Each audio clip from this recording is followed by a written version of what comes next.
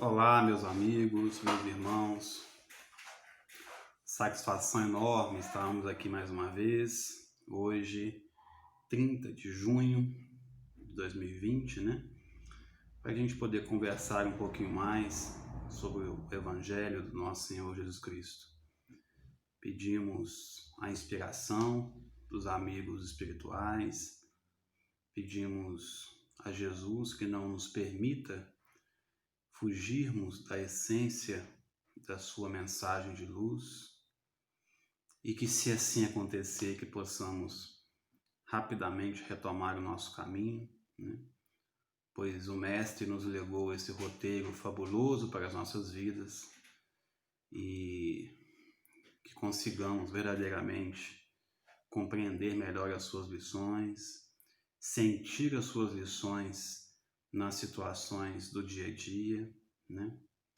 E que os bons espíritos nos auxiliem nisso, principalmente na questão da simplicidade. A mensagem de Jesus, ela é ainda muito desconhecida por toda a humanidade, talvez pelo fato da gente ter perdido o roteiro, o rumo, que é justamente a simplicidade da mensagem de Jesus, né? Então, a gente pede a Deus que não nos permita acontecer isso, né? E que possamos aproveitar da melhor maneira possível as lições que aqui forem estudadas hoje. Bom, estamos aí estudando o Evangelho de Lucas, né? Os comentários de Emmanuel sobre o Evangelho de Lucas, e a passagem de hoje é uma passagem muito conhecida, né? Muito famosa, que é da mulher chamada Hemorroíça, aquela mulher que tinha um fluxo de sangue contínuo, né? Então, o versículo que nós vamos estudar hoje, do texto de Emmanuel, que é um texto que está no livro Pão Nosso, né? Ele faz referência a um versículo que faz parte dessa passagem bíblica, que trata da mulher com fluxo de sangue, da mulher hemorroíça. Eu vou ler a passagem, é pequenininha, né? Para a gente poder comentar algumas coisas antes de passarmos para o texto. A passagem, ela começa em Lucas, está no capítulo 8. Eu vou ler aqui do versículo 43 até o 48. O versículo 48 é o nosso versículo de estudo, tá bom? Então vamos lá, capítulo 8, versículo 43. E uma mulher que estava com um fluxo de sangue por 12 anos, a qual, tendo gasto toda a subsistência com médicos, não pôde ser curada por ninguém. Aproximando-se por trás, tocou na orla da sua veste e logo estancou o seu fluxo de sangue. Disse Jesus: quem tocou em mim? Negando todos, disse Pedro: comandante, a multidão te comprime e te espreme. Disse Jesus: alguém me tocou, pois eu percebi um poder que saiu de mim. Vendo a mulher que não se ocultara, veio trêmula e, prosternando-se diante dele, relatou diante de todo o povo por qual razão tocou nele e como foi curada imediatamente. Disse a ela: filha, a tua fé te salvou, vá em paz. Assim encerra a passagem bíblica, que está junto com... são duas passagens em conjunto, né? Que é a questão da ressurreição da filha de Jairo e da mulher com fluxo de sangue, né? Mas vamos nos ater hoje apenas à passagem que fala da mulher hemorroíça, a mulher com fluxo de sangue, né? Bom, essa passagem ela é muito interessante. É importante a gente comentar algumas coisas que são inerentes a ela. Primeiramente, que na cultura hebraica e até hoje na cultura judaica, né, que o povo hebreu, o povo judeu de hoje é o povo hebreu daquela época, né? Existiam as tribos de Israel e uma das tribos chamada Judá, que deu origem ao judeu. Então é tudo um povo só, né? Com características ali entre eles que eu não entendo muito bem as diferenças, mas enfim, o judeu de hoje é o hebreu de ontem. Então, na cultura hebraica da época e hoje também na cultura judaica, a mulher, primeiro que a mulher ela é relegada a segundo plano, né? É uma sociedade totalmente patriarcal, ou seja, uma sociedade em que o homem é a voz de comando da sociedade. E quando eu falo sociedade, a começar na sua casa, né? A mulher não tinha nenhuma voz ativa. E no Evangelho, aliás, tem um livro que chama As Mulheres do Evangelho, que eu esqueci o autor, que é fantástico. O Evangelho justamente dá voz a essas mulheres numa época em que a mulher não tinha voz nenhuma, né? Mas a mulher na cultura hebraica, entre as diversas restrições que ela sofre, se ela tiver no seu período menstrual, por exemplo, ela não pode ser tocada, porque considera-se que a mulher, quando está no seu período menstrual, ela é uma mulher impura. Até hoje é assim. Tanto é que existem as chamadas casas, tem um nome judeu que eu não sei pronunciar, mas são casas de banho, em que a mulher pode ir e ela entra numa piscina, né, passando por um processo de purificação assim que encerra o período menstrual dela, certo? Imaginem isso, viagem 2000 anos agora atrás. Imaginem o rigor dessa lei, que é uma lei que está no Velho Testamento, está lá em Levítico, uma lei daquele povo, tinha que se respeitar. Imaginem essa mulher há 2000 anos atrás e conforme nos diz o texto bíblico, há 12 anos com um fluxo ininterrupto de sangue. Imagina o que essa mulher sofreu. Se coloque um pouquinho no lugar dela. Detalhe, se ela tocasse em alguém, essa pessoa também passava a ser considerada uma pessoa impura que também deveria passar pelo processo de purificação. Só que no caso dela não adianta se purificar, porque o fluxo de sangue dela não cessava. E essa mulher se mune de uma força tal, depois de ter feito tudo o que podia, conforme disse o texto aqui, tá lá, tendo gasto toda a subsistência com o médico, ou seja, ela não estava ali pela primeira vez para tentar se dar bem, não, ela tinha feito tudo. Tudo que ela podia fazer, ela fez para poder acabar com esse fluxo de sangue. Até porque ela era uma mulher desgraçada. Ela não podia participar dos cerimoniais da cultura hebraica. As pessoas, quando a viam, se afastavam com medo. Imagine o sofrimento dessa mulher, né? Aliás, é interessante observar como que Jesus, na semana passada nós estudamos aqui sobre o endemoniado gadareno, né? Que era um indivíduo que vivia com os bichos, com os porcos. Jesus vai até ele curar na cidade de Gadara. E assim, essa passagem bíblica que estamos estudando atualmente, ela acontece exatamente após Jesus chegar do mar da Galileia e pisar em Cafarnaum. Porque nessa época, nós estamos aí no segundo, dentro daqueles 3 anos que se fala, né, que Jesus realmente divulgou o seu evangelho com mais força. Essas passagens bíblicas, que nós estamos estudando, elas fazem referência a mais ou menos o segundo para o terceiro ano dessa mensagem de Jesus. Então, nessa época, Jesus já era uma grande notícia. Jesus já era um homem de multidões em torno dele. Por isso que o texto fala que quando eles chegam em Cafarnaum, as multidões cercavam Jesus. Todo mundo queria encostar e pedir alguma coisa. Jesus cura isso, cura aquilo. É uma loucura, né?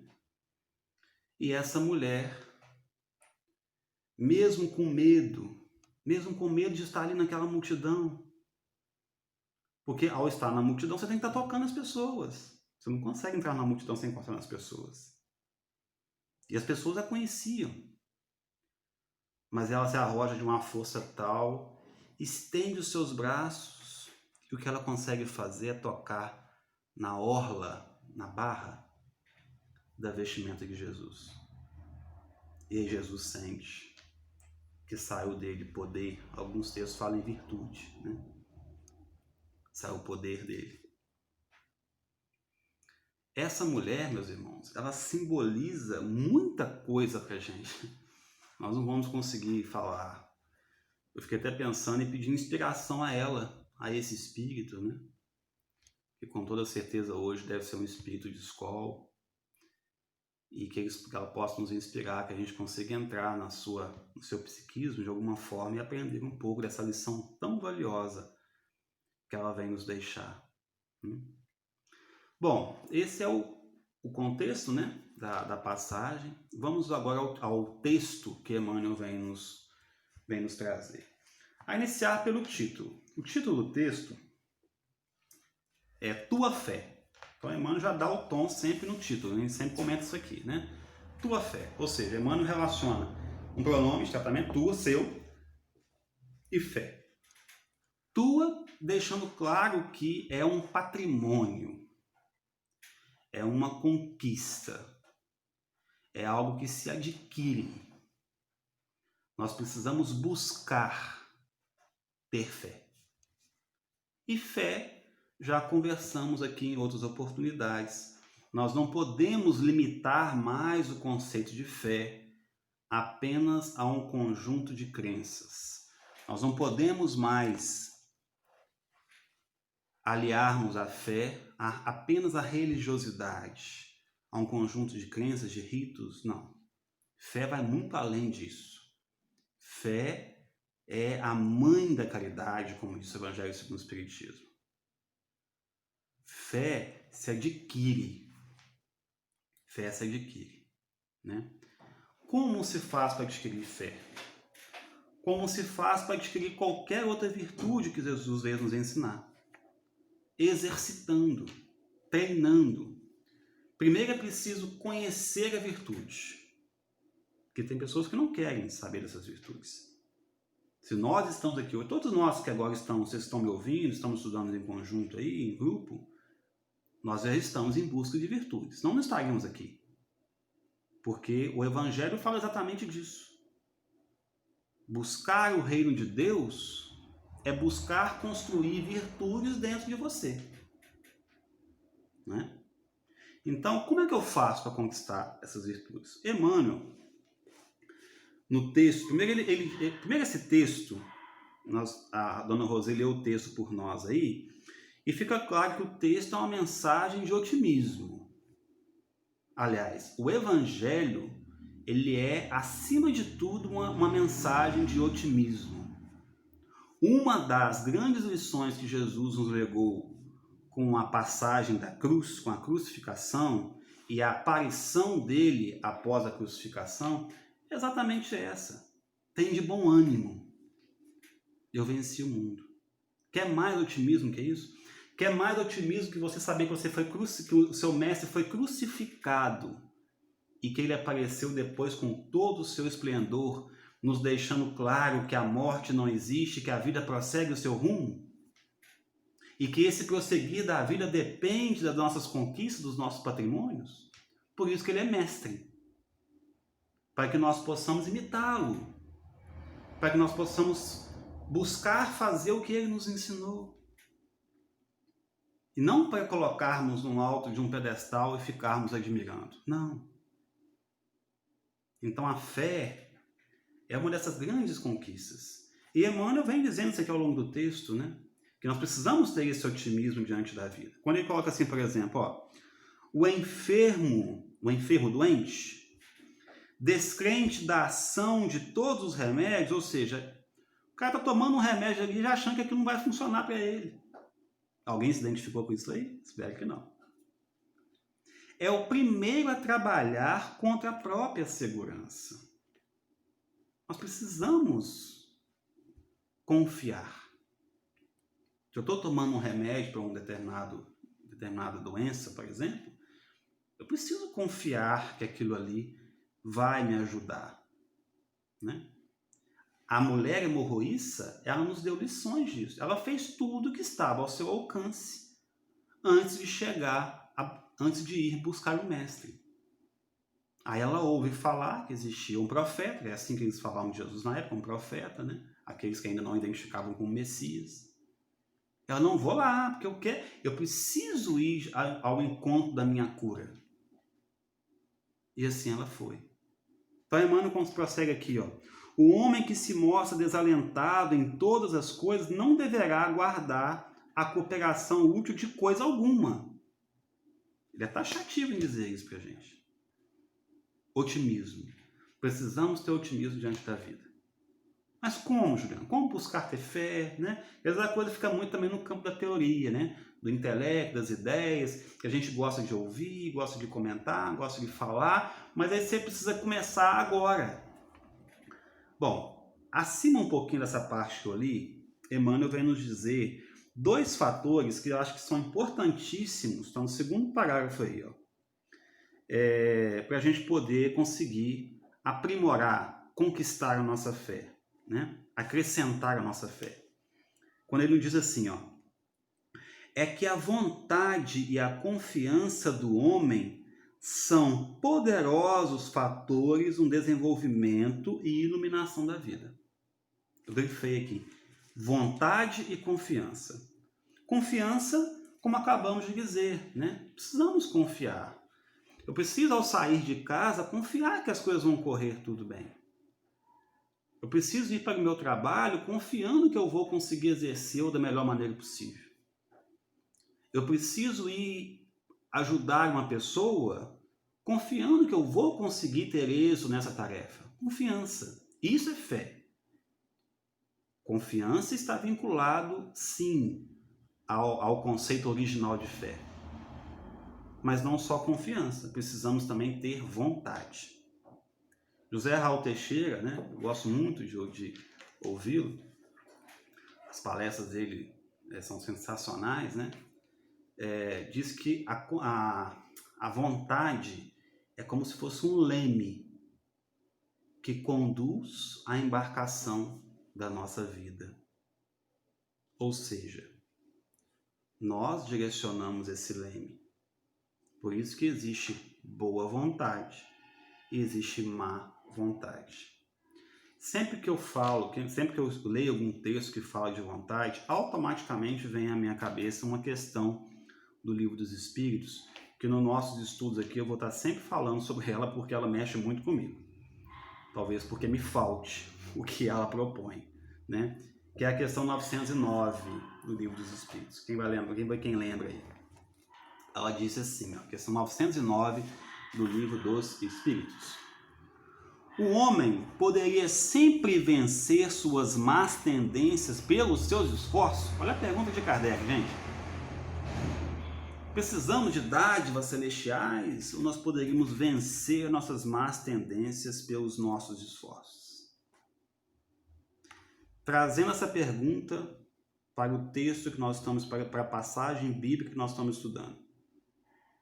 Será que havia necessidade do toque daquela mulher nas vestes de Jesus?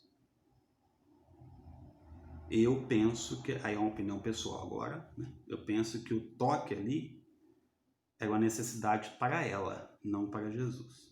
Jesus já sabia que ela estava ali. Jesus já sabia que ela tinha condições, que ela estava pronta para se curar. Para ela talvez fosse necessário. E assim Jesus o permite que ela o toque, né? Mas é apenas uma opinião pessoal. A resposta dos espíritos. Vou ler de novo, eu acabei me perdendo na pergunta, né? O homem poderia sempre vencer suas más tendências pelos seus esforços? Resposta: sim. E algumas vezes por fracos esforços. E eles completam. É a vontade que lhe falta. Os espíritos superiores não mandam um recado, não. Eles vão direto ao ponto, né? E dão uma lamentada aqui ainda na própria resposta, quer ver? Ah, tem até uma exclamação. Ah, quão poucos dentre vós fazem esforços? É uma pergunta que mexe com a gente, né? Mais embaixo, na questão 911, Kardec dá uma aprofundada. Kardec pergunta, será que não tem alguma paixão humana que apenas a vontade não vai fazer com que a pessoa se desvincule dela? A pergunta é bem melhor que a que eu fiz aqui agora, né? Vamos lá, a pergunta é assim, ó. Não há paixões tão vivas e irresistíveis que a vontade não tenha poder para superá-las? A resposta: existem muitas pessoas que dizem, eu quero, mas a vontade não está senão nos lábios, da boca para fora. Elas querem, mas estão bem contentes que assim não seja.